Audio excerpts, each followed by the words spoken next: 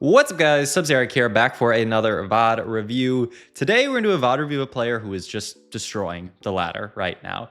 This is PockyGom. If you haven't seen a PockyGom game before, he is one of the best players in the region. I would say he's somebody who I feel like is just very thoughtful about TFT, likes to do some really creative stuff, and the crazy thing about Pocky is, if you go look at what rank he is, he's sitting at rank 30, like 34 right now. But you look to the right here and look at how many games played he has. He's got 24 games played. Most of the people around him, I mean, look at this. Saint has 90 games played. Milk has 60 games played. He's got like a third of the games, sometimes a fourth of the games of the people around him. And I mean, it makes sense that he's this high up. His top 4 rate is disgusting. 91.7%, 50% win rate. Like he's actually just, I mean, yeah, this is the last 20, and this is basically all the games he's played. He's played a few games of this set, honestly, and just done well in basically every single one, bot 4ing almost none of them. And the other thing to focus in on here is if you look at his past 20, look at this. 7 games on Graves, 7 games on Rengar, and a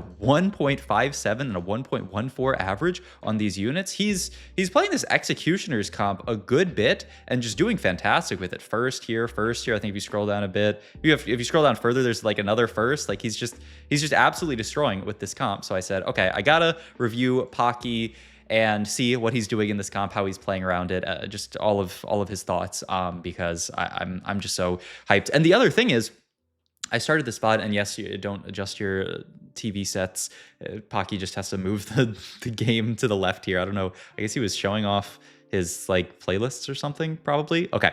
In any case, this is also a game where, I mean, we can look at the start here. I mean, you guys are spoiled by the fact that I've talked about the comp, but I almost don't want to reveal the comp. The problem is, like, I have to put something in the thumbnail. So, like, you guys are going to know that's an Executioner's comp when there's a big Rengar in the thumbnail. But, like, this is not a game I would have expected to be an Executioner's game whatsoever. This was a really interesting line selection by Pocky, and I mean, I think goes to show why he is so up there. You know, when I see something like this that like really surprises me, this is what VOD reviewing is all about. When I see like a line selection that really kind of blows me away, because look at this start here. We start off with this Vayne. We've got some stuff here, but obviously, you know, we have 0 Executioners. We have a Shaco here, I guess, but yeah, not much going on. We didn't get like a Rengar. You know, this isn't like a high roll. We get a Rengar Varus orb drop game, and we're just playing Executioners from there. And we look at our first augment here, and we've dropped Vayne early. Maybe I'm too much of a Vayne enjoyer, but I've done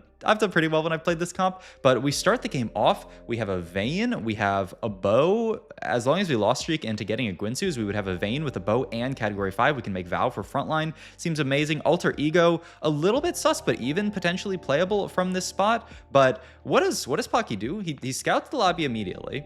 He sees, you know, some stuff going on. The one person he actually focuses in on here is Ramkev, because he says, okay, Ramkev actually has a spot where like he has potentially like a Hodge. He could actually play towards an Executioner's line as well, which just goes to show how much he's thinking about this line, is that he sees Ramkev's spot and he's saying he could play Executioners from here. But then he sees Ramkev makes the IE and he says, okay, when he makes IE, there's no way he's playing Executioners. Executioners doesn't want to build IE because they already get spell crit from their ability, so no reason to go for that. So we can just roll these both and take Mace's Will here. Mace's Will to pick here. And then the other crazy thing, we got 6 seconds left. We were going to sell off a ton, all of these units actually, almost, and we're going to make Titans Resolve Hodge.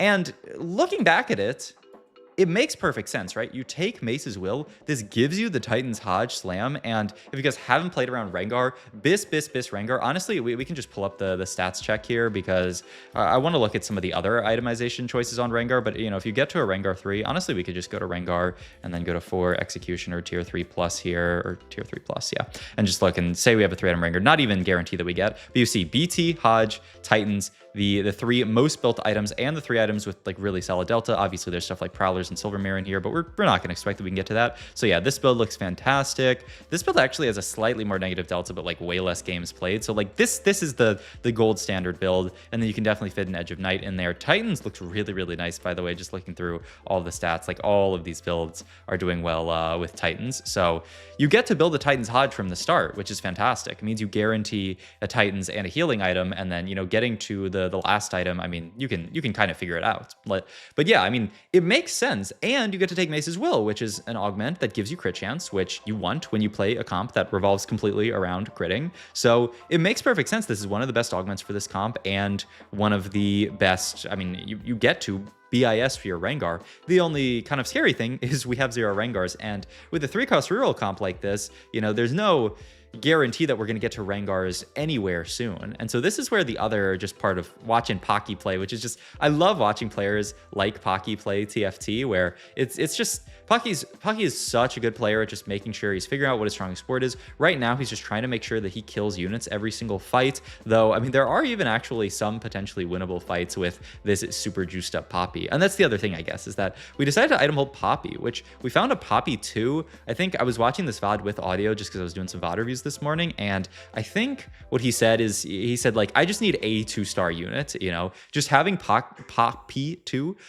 means that we are going to have enough of a tanky unit that we're going to be able to proc stuff like the Titans and the Hodge. So I think this makes a lot of sense. Just having the Poppy 2 means that we're not going to end up in this world here where we just don't proc these. We're also not making a Zyra 2 because who cares about that? We just want to make sure that we continue to make gold and just play our board here. And I think we would be happy with taking just a long loss streak here. We end up, I think, actually, winning this fight just because of how much a monster Poppy is. I mean, not the end of the world to save some HP, but obviously I think we'd prefer to take a slight loss there. On Carousel here, we also get Dupe, which is, I would say, definitely high roll. We really want this sword to start building towards our item, but we end up not getting that. And Pocky even scouts this guy. And he's like, why did this guy take sword? He's taking sword for Deathblade, man. What is this guy doing? Which, I mean, fair enough. What is this guy doing? But yeah, so we end up actually taking the glove here. It's kind of interesting because we did have a different option here. We could have taken Varus with bow here. I mean, glove can build a million things, right? You can build multiple Hodges. You can build Guardbreaker. You can build so many things onto the units in this comp with glove. So glove's probably the better component.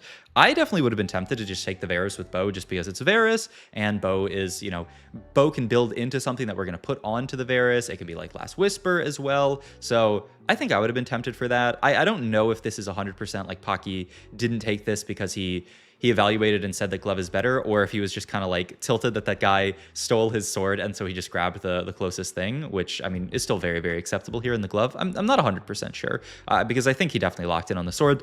The idea behind the sword, obviously, is that it can be BT, it can be, actually, how do I still have this? Yeah, I just still have this open. I want to look at Sterak actually real quick. Sterak's not amazing, but not horrible, actually. Not bad. You can see here, this is why when Pocky saw somebody else built IE, he was like, that guy is definitely not playing in here. Let me zoom in a little bit. My monitor is getting kind of big these days, so this might be kind of small for you. But yeah, IE, just horrible. Just, I mean, obviously makes sense. And, Rengar, surprisingly, he's jumping all around the board, but he is kind of a carry that you really just play for, getting a bunch of Titan stacks, and then having him just kind of 1v9 the entire board. I in PBE was thinking of him a lot more of an assassin type unit. I was kind of surprised. And I think actually, not PBE, but playtest, I think they might have changed him from PBE to playtest because I think he wasn't that good with Titans in playtest, but maybe I think I played one game, so maybe I was just not paying that close attention. But look at this. We're going to get Vhagar in here. We are going to get the Fiddlesticks in here. Like I said, this is also something Pocky does so well, is just playing Strongest Spore. Now we have a battle boss on our Puppy, and we also have Techie in here. The Fiddlesticks is going to, drain a little bit, do some extra damage, hopefully kill off some units. And now, it's 2-7. We finally find our first Rengar,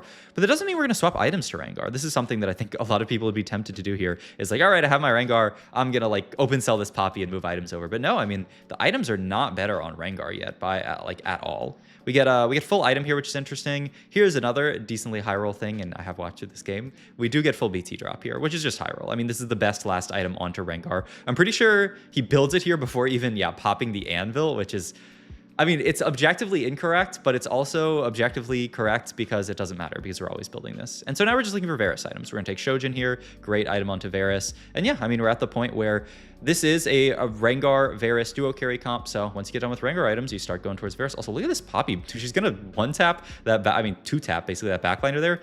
She's getting so... I'm blown away by the work that this Poppy is actually doing. So yeah, really cool.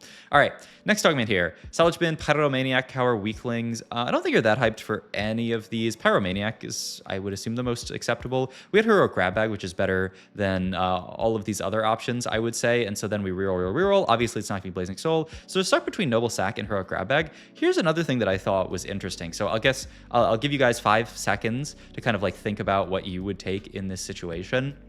because like I'm from the perspective of we don't have that many Rengars. I'm actually really afraid that we are going to miss. I would just grab Heroic Grab back here. We have one Rengar, 0 of all of our other units. I would just take this. But he actually opts for the Noble Sack. I think he says like he's like confident that we're gonna get to Rengar this game, even though we're lowest HP. We have one Rengar at this point, but he's confident that we're gonna make it there. We do have this duplicator already, which helps him get there. So yeah, I'm kind of surprised. Picks up the Shyvana too here, by the way, and I love this. He just says, okay, you know what? I can sell the Poppy and then move items over to Shyvana. The other thing is, last round we only fielded, I think, 4, or maybe, yeah, last round we only fielded 4 units, I believe. This round we're at a level of 6, but only field 5 units. He's really prioritizing that econ, but not at the cost of playing a weak board. Look, I mean, we have this. The Shyvana too was a huge pickup from us, and Pocky immediately locked in on that and said we can move items over to the Shyvana, which is just such a smart little way to make our board significantly better. And it's just cool to see these kind of unconventional item holders for Rengar. It's not a Rengar. It's not a item hold Graves and then play Rengar. It's item hold Poppy into Shyvana into Rengar, which is like it's so cool. And still, right, even though we have executioners, we have a Shyvana too. Like, why would we move items over to Rengar when we could item hold the Shiv, who's like actually like, look at her, every time she casts, she gets a little bigger. Like, she's actually doing a lot of work with this setup with the VT Titans. Like, look at the Shyvana, actually. She's a monster. She's 1v9ing the whole board. Honestly, I want to see 7k damage, by the way, from Shiv. I want to see some Shyvana carry boards, but haven't seen any yet. All right, glove open here, looking for Varus item. We end up taking belt here, which I also thought was kind of interesting. I think you talked a little bit about Rod just being a good item. I mean, I guess it's just belt as guard breaker is quite good. We can actually, let's do a stat checks now for Varus here. So let's throw Varus into the planner, say that he's 3 items as well. Go to items, type in Varus here, Spear of Shojin, guard breaker, slightly positive delta, weirdly enough. Huh, that actually surprises me that guard breaker is positive delta. I mean, Morello looks really good. You put your Shojin on him, you throw a Morello onto him. Stuff like, I'm really shocked that stuff like Archangels is good on him. I don't understand why Archangels would be so good on him. Adaptive Helm also looks better than Shojin for whatever reason. So if you go to builds here, and let's just filter down for Varus right now. Yeah, like something like this I would expect to be quite good. Shojin, Deathcap, Guardbreaker, and it looks like quite bad in the stats. I mean, I think the idea is that like when you are building for specifically Varus items, you're not doing great. You kind of just want to put your leftover items onto Varus. You want to prio the items on Rengar first. So something like a Shojin. Oh, actually, okay, it clicked.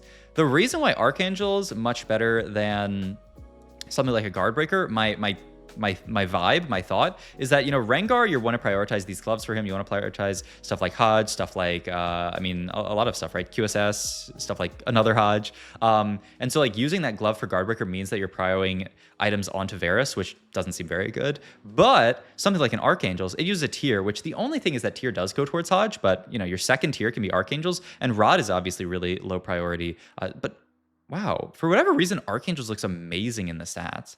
I guess the idea is that, I mean, like, it just looks like Archangel is a straight up a good item on Varus with 4 Executioner or 5 Executioner, which is really, it's a bit weird to me, but okay. I don't know if we're going to build towards that this game, but I mean, I guess, honestly, was there a tier on Carousel? Because I think, I mean, this would suggest that we were supposed to take a tier. I think this tier gets yoinked. So, I mean, this would suggest that we're supposed to take Rod here, actually, which is kind of interesting. But, okay. In any case, I mean, I think Guardbreaker is definitely buildable, and you can go for it, but I'm gonna try out Archangels on the Varus. My only thought is that if you're doing well with this comp, Rengar's jumping all around, like he is wasting so much time for the board. And so by the time that they actually get through your Rengar, by then your Varus has actually had time to scale up. Also the potential for your I mean, okay, now that I think about it, right? You build Titans on Rengar, you build Archangels on Varus. This is almost like a stall assassin comp, as weird as that sounds. Like you're playing for long fights and then assassinating people at the end of the fights once you have Titans and Archangels stacked up. I mean, if you think about it that way, it almost makes sense, which when you also think about it that way, it makes even more sense that we took Noble Sacrifice here, because this is a comp where you just want to play for really long fights and just waste a bunch of the enemy's time and just play for it. Let's do one more thing here real quick.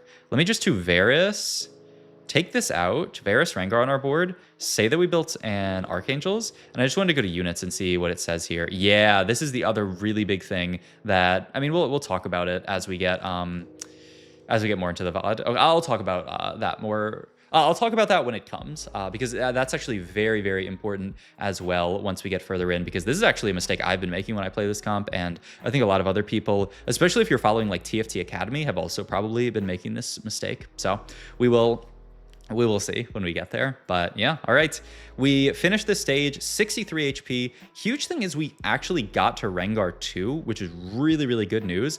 And we're also, I mean, we're pretty pre-pumped. We're almost, yeah, we're going to just pre-pump up to level 7 here. This was just Pocky's ability to make gold and build a decent board without actually like playing a bunch of without like having to make a bunch of 2-stars and things like that. But all right, we're gonna roll down here. We pick up Varus here, pick up a Jarvan too, pick up Zed is also interesting that he kind of flexes Zed in this roll down, which I think is so cool. But here's the other thing that I think is really, really important. We fit the Nico on board and we fit the Echo on board, and this is gonna be our board with Jarvan here. If you go and look at the stats here, well, first of all, let's look up tftacademy.com, because you go to TFT Academy and you look at this comp, you see this version of this comp, the version that plays your executioners and you play Jarvan, Gragas, and Rast. And I think this is the version that a decent amount of people are playing.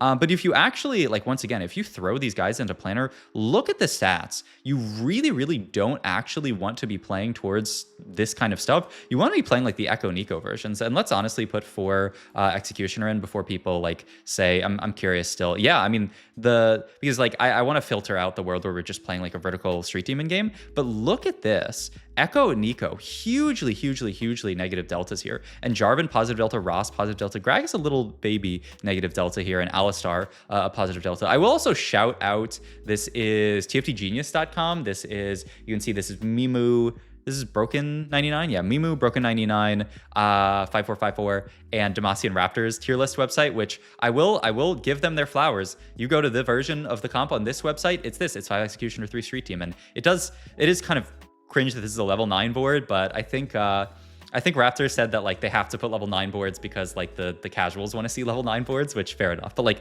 you're almost never getting to a level 9 board in this comp. But this is the best version of the comp, is this Street Demon version of the comp. And it makes sense as well. This is Strategist for your frontliners. So that's a DR that's going to make this Rengar last longer. It's also Straight Demon, obviously, on your board, which is HP on your board. It's AP, AD. It's everything that these units want. So this makes perfect sense, as opposed to playing some units that like really you don't really care that much if, you know, you're playing this version of the comp about, I mean, sure, you get Vanguard in, but you're never itemizing these Vanguards. It's like really, really, really fake. Like it really doesn't do much. And Golden Ox as well is a nice trait to get in. And you can see in the TFT Genius version, like theoretically you can fit Alistar, but this is like level 9. Like I don't know under what world you're actually fitting Alistar here, but like the big difference is that like, I mean, you're never really playing around Graves in this comp. If you natural him 3-star, like you're feeling good, but yeah. All right, last augment here, Glass Cannon, pair of 4s. I mean, obviously these are both bad. Okay, is it too crazy, by the way, I mean, after looking at all these stats, is it too, I mean, you're just gonna take Overheal because it's solid enough.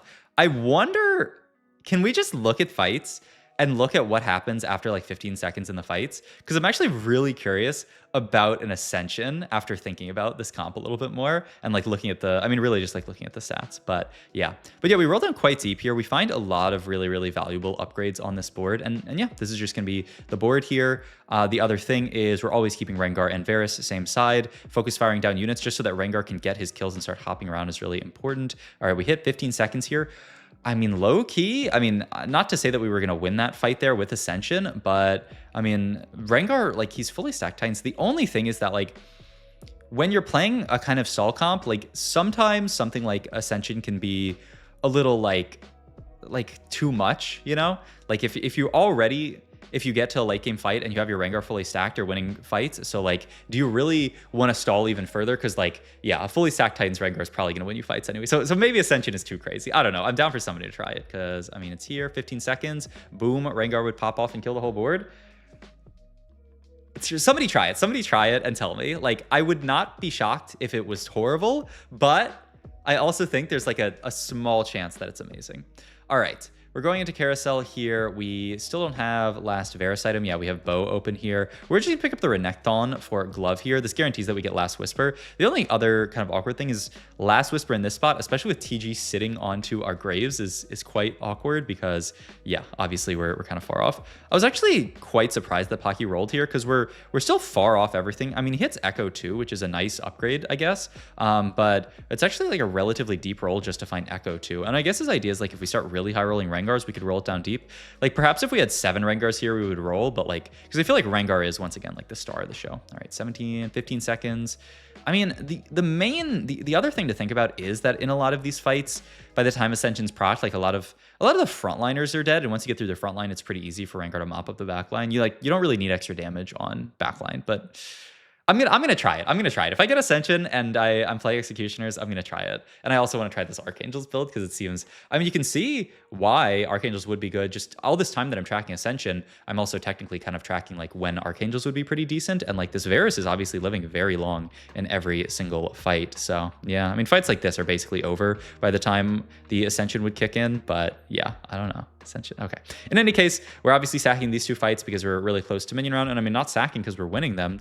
I love, by the way, the fact that we ended up on this board with triple combat augment, just because it means that our board is really, really, really strong now. So even on 2 stars, we're doing good work. But obviously, we want to roll down very, very soon and pick up another dupe here, which is nice. 5-cost dupe. I mean, prefer it. It was a little dupe, but that's okay. He actually skips the Rostu here, which I think is just a mistake. And then item-wise here, I think we make a really good call as well. We roll down, find Varus here. Just need to find one more upgrade. We find the Vex. We actually roll an extra time there, which I think is just a small mistake. But this is really smart from Pocky as well. Pop the TG off, and now we're going to go Shojin on the Morello there, and then move the TG over to the Vex. And then we're just going to LW the Grave, so we can put him right behind the Rengar. And eventually, ideally, the LW is going to move over to Urgot once we get there. But I mean, for now, the Graves does a good cosplay of Urgot. I mean, not really, but he's a dude, which is all that matters. This is also really cool. Remember I was talking about the focus fire? This is where Pocky said that like focus fire is really important in this comp. And this is kind of wild positioning, but yeah. Varus, Vex, Graves, and Rengar all on the same vertical, just to say, like, we really want Rengar to get his kill as quickly as possible so that he can start jumping around the board. Sadly, he ends up jumping away from those other guys, but still, I mean, not even bad to just focus fire down units, get, you know, I mean, killing units in TFT, usually good. The faster that you can kill a unit, the better. Also, it's so weird. Doesn't this look so weird that my hand looks backwards on the, I mean, it is backwards. I guess because I'm throwing a right-handed thumbs up, it looks so weird that it's like a left-handed thumbs up. That's so, anyway, it's fine. But yeah, I mean, we kind of stick with this positioning. I don't know actually how long Pocky. This is, I watched most of this VOD and then I was like, you know what? I'm just going to not finish the VOD. I'm just going to hop into the VOD review because like this was such a, I don't know. I loved how Pocky approached this game. And now we're on the board. Once you get to this board, especially in this spot with triple combat augment, you are just cruising, right? You were destroying the lobby, just farming everybody. And it took a good bit for us to get there, but now we're here. There is actually blue buff there if we wanted to go for like Vex item and move TG somewhere else. The only thing is where would TG go? But I think he is, oh no, he's just gonna go Edge of Night for the Varus item. Yeah, I mean, or not the Varus, but the Graves item. That's fair. All right, level up here. Get Gragas. Gragas a nice in on this board just to be a good Divinicore. That's the other thing is that it's kind of interesting. Like, I obviously get you play the 4 Executioners and you play 2 Street Demon. It's kind of weird that Rost is the +1 on this board, but I mean, some extra armor and Amar, especially on your units like Rengar, who's healing up a bit, I mean, is never bad. And then you can throw the Gragas in as well for some healing. We do get Giga AoE'd in this fight. Okay, this is low-key the fight where Ascension would go crazy, by the way. Like, he would be Ascension killing everything here. Means that, like, we might, ooh, no, low-key. I mean, obviously Overheal is like getting us to good spots. So like, obviously you can't, but like, honestly, that was the Ascension fight. That was the one fight so far where Ascension actually could have been like Giga Abyss, but okay. In any case, yeah, after getting so AoE there, we move the dude over the Vex and say, okay, you know what, maybe it's a little bit too much to have everybody clumped up right there just versus the clump. I mean, our board absolutely farms. I mean, this is the board where Ascension is trash because we killed everything. I mean, you look at the fights and really a lot of the fights are over within the first 15 seconds. So I don't know if I really buy that this is a stall comp, but I don't know. It's an interesting way of thinking about it. And it is definitely a comp where you want to play for like the late game, like really strong spots. Wow. He just open sells Gragas there. I don't know why exactly. I mean, it allows us to guaranteed make gold. I mean, we made gold because of it, but he just thinks we guarantee can find something better. Like he'd rather play just like random Zac than a Ragus. Okay. I mean, I kind of like the Ragus better just for the HP onto the board, but maybe not. I mean, ideally we're taking last item that eventually is going to end up onto a... Ooh, Shiv here. Yeah, just a guarantee MR Shred. Yeah, I mean, this makes a lot of sense, actually. Who cares about a last item for our dude when we can get some MR Shred on a board where we're actually doing a decent amount of magic damage with Varus, with Vex as well. So, yeah. There's another fight where, I mean, actually, that fight's over. Yeah, I mean, look at the damage chart on the right there. We can pull back, actually, and look at it real quick. But, I mean, Varus actually dealt most damage in that fight. So, yeah, I mean, the Shiv doing a lot of work there. Okay, that's another fight where, like, we made it to 15 seconds, but, like, not really. All right. We're actually going to roll down here. Wow. It's an interesting idea. We do finally find, okay. And yeah, I mean, the idea is, one, we can pick up Zac Bloblets, and if we find an Urgot, then we just get to play the Urgot. I'm kind of surprised we just rolled for Urgot on 8, but I mean, I guess his thought is we're 24 HP. We can't really reliably make it to 9 here, so we're just gonna roll down and hope we find Urgot, and I mean, we do find it. All right, we get a little, I was gonna say cleared by this board, but this fight's actually insanely close. Vex with the Omnivamp, cast. Oh my God. I mean, she did a good job there. If Vex had like good like if she had rolled these items last fight, we would have won easily. That's actually so sad. But I mean, you can't guarantee good items every time. Also, we're moving positioning around quite a bit here. Rolling down. Whoa. What is this? Rolling it down to 0 just because we're 10 HP and saying, okay, I mean, honestly, this is going to be the end of the game. Rengar getting cast on. We are finding this board. I mean, our Rengar's pretty... Ooh, I mean, big Viego cast. Oh my God. That fight was really scary, but okay, we pick up a dub there. And yeah, I mean, he's just... I thought he was rolling out for Gold Nox value for a second, but he doesn't have Gold Nox in, so I don't know why he rolled it to 0. I guess he thought he was dead is the only thing I can think of, but all right. Next item here, Spark, just to super guarantee the MR Shred. I think this is quite reasonable. All right, and then we roll down. We still don't have Nico 2, actually. That's why he's rolling, because Nico 2 would be a big upgrade, though. Like, he was rolling during combat for some of that, right? In any case, okay. We pick up the Nico. This is huge here. We actually, where did that Sunfire come from? Did we, like, reforge? Oh, no, we got... we farmed a component from Urgot, so we get to build a Sunfire here, which is kind of fun. We already have Morello, so it's not the end of the world, but I mean, we also got it for free, so kind of chill here. All right, Rengar is going to get aggroed onto immediately on this board, but he does jump around. Oh my God, he heals so much. He did die immediately. Yeah, I think this is not ideal positioning, but oh my God, the Vex and the Varus clean it up. Yeah, it is a double kill, and it's a dub for Pocky. I don't know. We're way too far into the VOD because I did all these pauses, but I just thought that I was blown away by his line selection this game, how he played it. A beautiful game from Pocky, and it just shows why his win rate and top 4 rate is so high. So, hope you guys enjoyed this video. If you did, please like, comment, subscribe, check out my Twitch, my Metafy, all my other links down below. I'll see you guys in the next video. Thanks for watching.